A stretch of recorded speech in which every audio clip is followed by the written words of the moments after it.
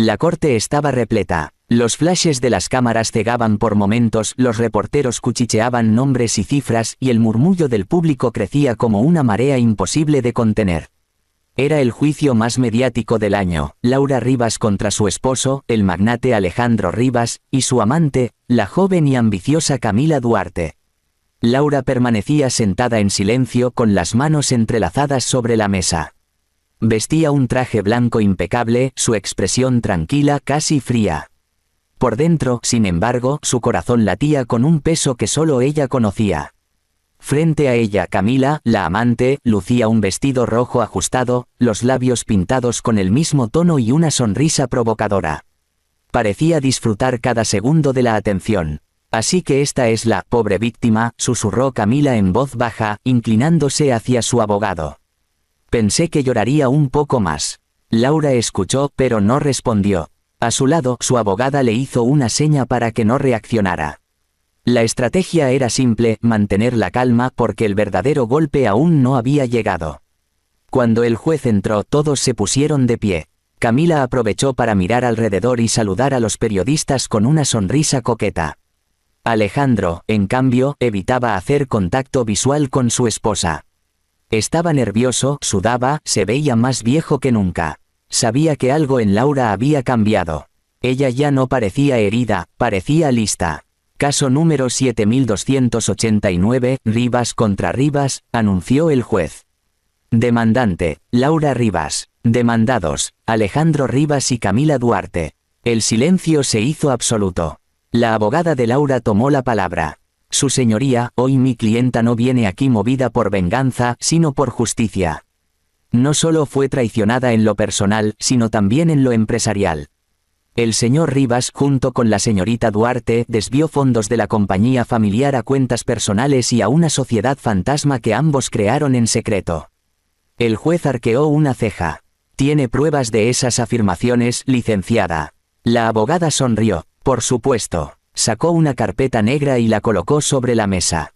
Dentro había extractos bancarios, transferencias y documentos firmados. Laura observó cómo Camila, al ver los papeles, perdía por un segundo la sonrisa. Pero solo un segundo. Todo eso es falso, dijo la amante con voz firme. Alejandro me explicó que era un movimiento contable. Movimiento contable, repitió la abogada con ironía. Interesante término para referirse a transferencias de $500,000 hacia una cuenta registrada a su nombre. Las risas y murmullos inundaron la sala. Camila levantó la barbilla, intentando mantener la compostura. Él lo hizo por mí. Me ama. Laura la miró por primera vez. Esa mirada bastó para callarla. No hubo odio ni rabia. Solo una calma tan helada que parecía peligrosa. El amor no compra dignidad, dijo Laura, despacio. Ni honestidad. Alejandro apretó los puños. Laura, por favor, no hagas esto aquí. Aquí es exactamente donde debo hacerlo, lo interrumpió ella sin alzar la voz. Aquí es donde la verdad pesa más que tus promesas. El juez pidió orden. Los flashes volvieron a dispararse. El juicio se volvía cada minuto más tenso, más incómodo, más revelador. Camila se inclinó hacia Alejandro y murmuró con una sonrisa forzada. Tranquilo, cariño. Nadie puede tocar lo que ya es nuestro. Pero Laura escuchó cada palabra. Nuestro. Qué palabra tan arrogante. Qué palabra tan vacía. Durante el receso, Camila aprovechó para hablar con los reporteros. Todo esto es un teatro. Ella no soporta que Alejandro haya encontrado el amor verdadero. Eso es todo. Los periodistas anotaban, las cámaras grababan y Camila se pavoneaba como si estuviera en una alfombra roja. Saben, añadió con un tono burlón. Si él me eligió a mí, por algo será. No todas saben mantener a un hombre como Alejandro. Laura, al escuchar esas palabras desde su asiento, simplemente respiró profundo. No miró atrás, no dijo nada, pero dentro de ella algo se encendió.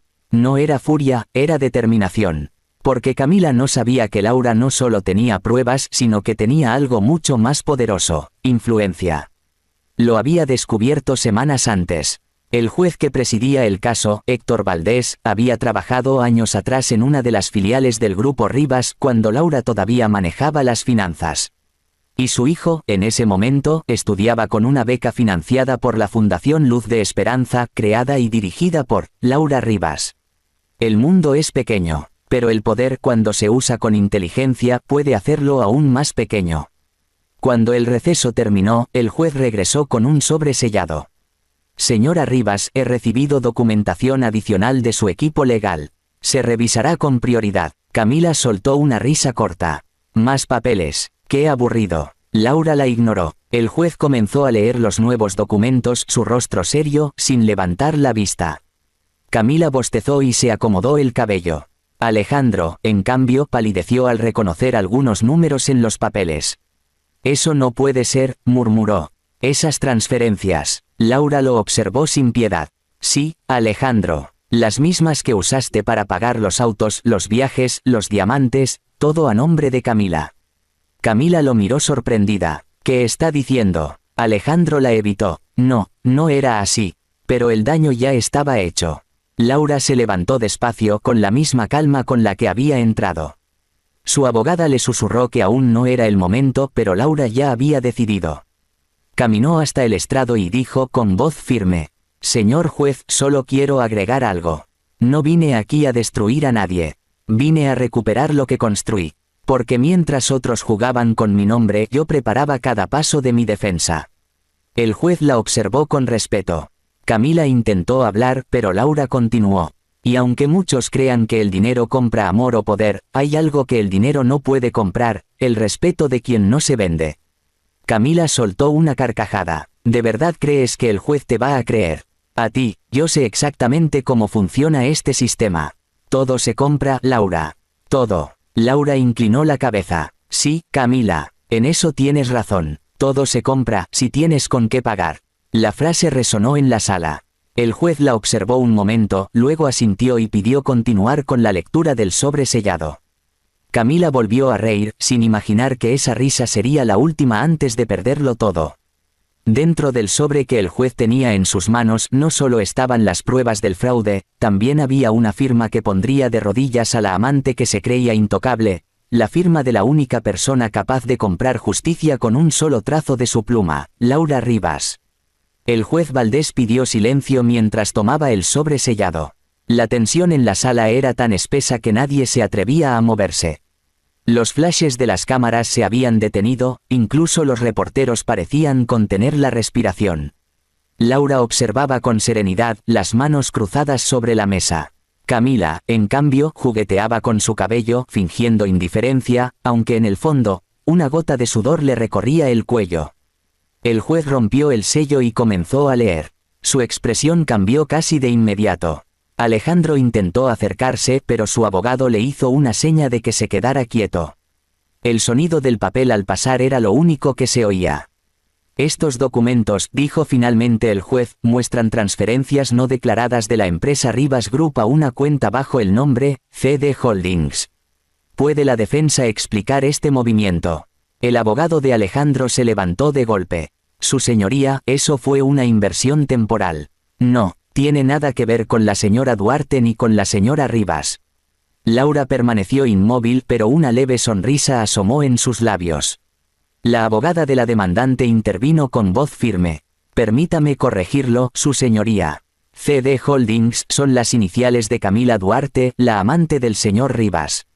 Y según los registros fiscales, la cuenta se abrió apenas 2 semanas después de que la señora Rivas fuera retirada del consejo directivo por decisión unilateral de su esposo. Los murmullos estallaron en la sala. Camila se puso de pie, furiosa. Eso es mentira. Esa cuenta no es mía. La abogada de Laura no se inmutó. Está negando que el número de identificación en esa cuenta coincide con su pasaporte. El juez levantó la mirada. Señorita Duarte, responder con la verdad es obligatorio bajo juramento. Camila tragó saliva. Su rostro se puso pálido. Yo, no recuerdo haber firmado nada. Permítame refrescarle la memoria, dijo Laura, levantándose despacio. De su bolso extrajo un documento y lo entregó a la abogada. Era una copia del contrato de creación de la sociedad, CD Holdings, con una firma perfectamente visible, la de Camila Duarte. El juez examinó el papel. La firma es auténtica. Alejandro se hundió en su asiento. Por primera vez en años, su voz tembló. Laura, yo puedo explicarlo. Ella lo miró sin expresión alguna. No hace falta. Las cifras hablan más claro que tú. La abogada de Laura continuó, implacable. Como verá, su señoría, los fondos desviados suman más de 15 millones de dólares. Pero lo más interesante no es el monto, sino quién figura como titular legal de las acciones de la sociedad. Camila frunció el ceño. ¿Qué estás diciendo? Que la empresa que tú creíste tuya, dijo Laura, acercándose lentamente, en realidad está registrada bajo mi nombre. Camila la miró incrédula. Eso no tiene sentido. Alejandro usó mi poder notarial, respondió Laura con calma. Firmó los papeles de constitución de la sociedad usando mi autorización legal. Así que, por ley, todo lo que está a nombre de CD Holdings, me pertenece. Camila se quedó sin aire. Alejandro se llevó las manos al rostro. Los fotógrafos comenzaron a disparar sus cámaras sin control. El juez golpeó el mazo para exigir orden. Entonces, dijo el juez con voz grave, según la documentación, los bienes y cuentas a nombre de la sociedad pertenecen legalmente a la señora Rivas. El silencio fue absoluto. Camila dio un paso hacia el estrado. No puede hacer eso. Esa empresa es mía. Él me la dio. Laura la observó, sin emoción. Sí, te la dio, pero la firmó con mi nombre. Camila la señaló con furia. Esto es una trampa. Tú sabías desde el principio. No, Camila, respondió Laura. Solo aprendí a jugar tu juego mejor que tú. Alejandro intentó intervenir. Laura, por favor, esto no era lo que yo quería. Ella lo interrumpió con una mirada. No, Alejandro, tú querías una vida nueva. Pues ahora la tienes, sin empresa, sin dinero, y sin credibilidad. El juez continuó con su fallo provisional. Este tribunal ordena la incautación temporal de todas las cuentas vinculadas a la sociedad, CD Holdings, así como las propiedades registradas bajo ese nombre. Camila perdió el control. No, no puede quitarme eso. Yo no tengo la culpa de nada. El juez la fulminó con la mirada. Un arrebato más, y la retiro por desacato. La amante respiraba con dificultad. No podía creer lo que estaba sucediendo. Todo lo que había construido, los autos, las joyas, las casas, ahora eran de Laura. En cuestión de minutos, la esposa traicionada se había convertido en dueña legal de su nuevo imperio. Laura se mantuvo de pie, observando todo con una serenidad desconcertante. Luego sacó un bolígrafo dorado y un documento que su abogada le pasó en silencio. Lo firmó con una elegancia que solo alguien acostumbrado al poder podía tener. El juez, curioso, tomó el papel y lo leyó. Sus ojos se abrieron ligeramente. ¿Está segura de esto, señora Rivas? Completamente. El juez asintió, impresionado. El tribunal acepta la donación de la señora Rivas al Fondo Judicial de Restauración Social. Las cámaras comenzaron a grabar otra vez. Los periodistas se abalanzaron con preguntas. Camila no entendía nada. ¿Qué donación? ¿Qué está haciendo? Laura se volvió hacia ella. Firmé un cheque, dijo despacio. Uno que mantendrá este tribunal y asegurará la financiación de su programa de justicia social por los próximos 5 años. Camila arqueó una ceja. ¿Y eso qué? Eso, querida, respondió Laura con una sonrisa helada, significa que acabo de firmar el cheque que paga el salario del juez que acaba de dictar tu sentencia. Un murmullo recorrió la sala. Alejandro se hundió en su asiento. Camila palideció, sin palabras. El juez la observó con una mezcla de respeto y asombro. Es usted una mujer muy inteligente, señora Rivas. Laura lo miró sin soberbia. No, su señoría, solo aprendí a invertir mejor. Camila temblaba de rabia. Así que esto era tu plan. Comprar justicia. Laura dio un paso hacia ella, sus tacones resonando sobre el mármol. No la compré, Camila. Solo aseguré que fuera impartida sin interferencias y sin trampas. Camila apretó los dientes conteniendo las lágrimas. Te vas a arrepentir. Laura sonrió apenas. No, tú lo harás. Porque yo puedo empezar de nuevo. Tú, en cambio, no tienes nada que vender. El juez pidió silencio final y levantó la sesión. La audiencia continuará mañana para la resolución final. Camila se desplomó en su asiento, la mirada perdida. Alejandro intentó acercarse a Laura, pero los guardias lo detuvieron. Ella recogió sus documentos sin mirar atrás. Mientras salía de la corte rodeada de flashes, alguien la llamó desde los periodistas. Señora Rivas, ¿cómo se siente después de derrotar a su esposo y a su amante en su propio terreno? Laura se detuvo, giró lentamente y respondió con voz serena. No los derroté, Solo les devolví la factura. Y siguió caminando con el mismo paso elegante con el que había entrado, dejando atrás una sala de audiencias donde el eco de su poder seguía vibrando. Camila no lo sabía aún, pero el cheque que Laura acababa de firmar no solo había sellado su destino, también financiaría el caso judicial que pronto la llevaría de las joyas al uniforme naranja de una reclusa. Las noticias se propagaron como fuego. En menos de 24 horas cada canal, cada red social, cada titular en el país tenía el mismo rostro en portada: Camila Duarte, la amante del magnate Alejandro Rivas, acusada de fraude y malversación de fondos. Las cámaras la mostraban con el maquillaje corrido, intentando cubrirse el rostro con una chaqueta mientras la escoltaban dos agentes hacia una patrulla. Su mirada, antes altiva y burlona, ahora era la de alguien que había despertado de una fantasía demasiado costosa. En otro extremo de la ciudad, Laura Rivas observaba las noticias desde su ático silencioso. No había champán, ni celebración, ni sonrisas de victoria. Solo una taza de café, el sonido del viento y una soledad que, aunque tranquila, pesaba más de lo que imaginaba. Había ganado, sí, pero el sabor del triunfo era amargo. Su abogada entró con una carpeta. Laura, todo está en orden. Las propiedades ya fueron transferidas, las cuentas congeladas. El juez aceptó tu donación. Eres oficialmente la única propietaria de los activos incautados. Laura asintió despacio, sin levantar la vista.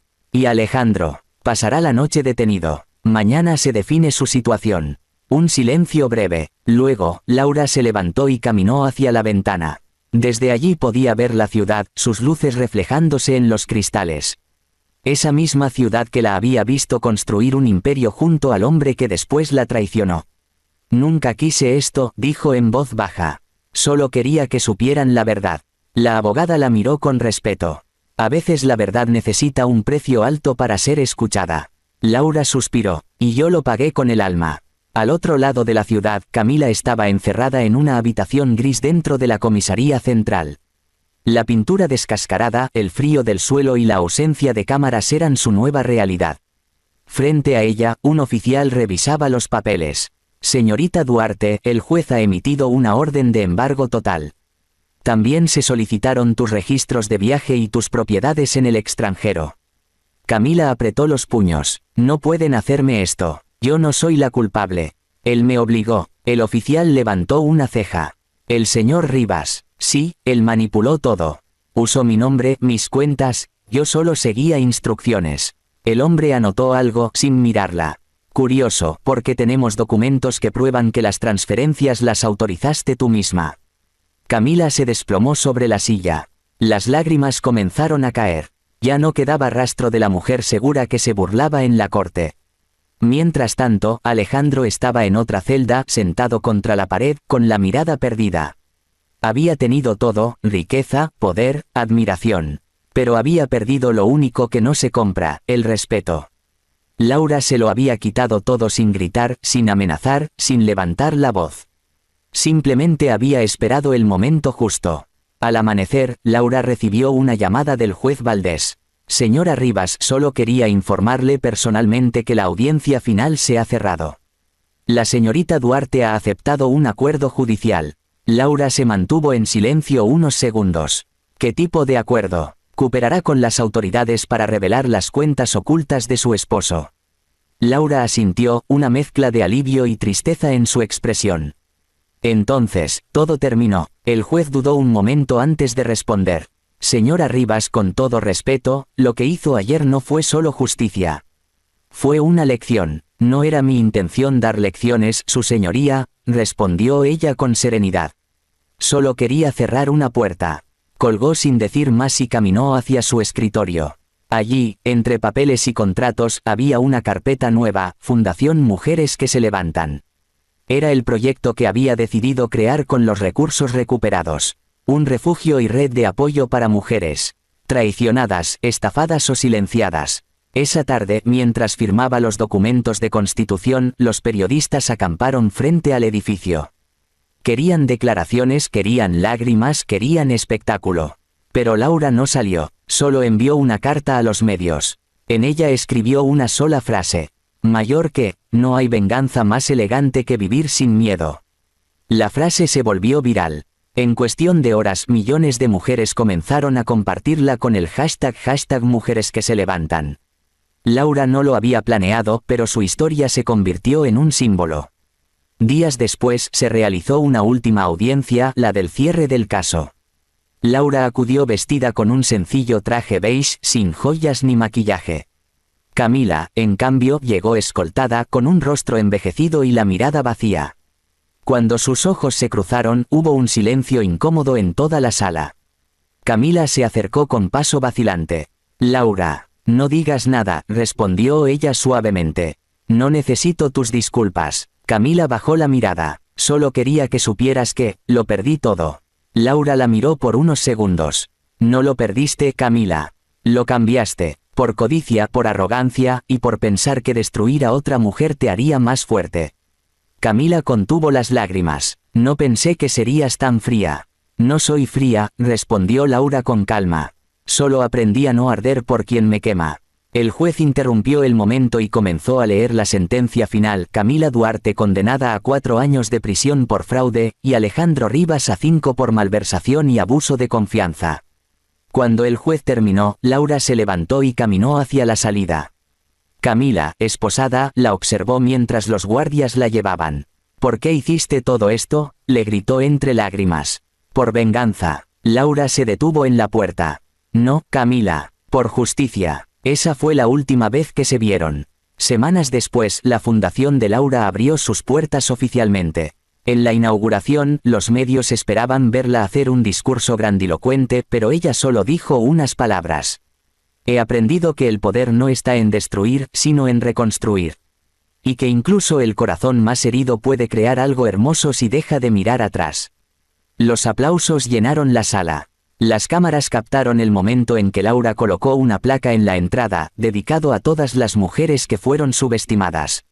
Esa noche, mientras la ciudad dormía, Laura volvió a su apartamento y miró su reflejo en la ventana. Ya no veía a la esposa traicionada, ni a la víctima del escándalo. Veía a una mujer que había recuperado su voz. En la televisión, un reportaje mostraba a Camila tras las rejas con el uniforme naranja, limpiando el piso del comedor del penal. El mismo rostro que una vez sonrió en la corte ahora evitaba las cámaras. Y en la esquina inferior de la pantalla, una frase de la jueza se destacaba. Mayor que, la justicia llega tarde, pero cuando llega, no se disculpa.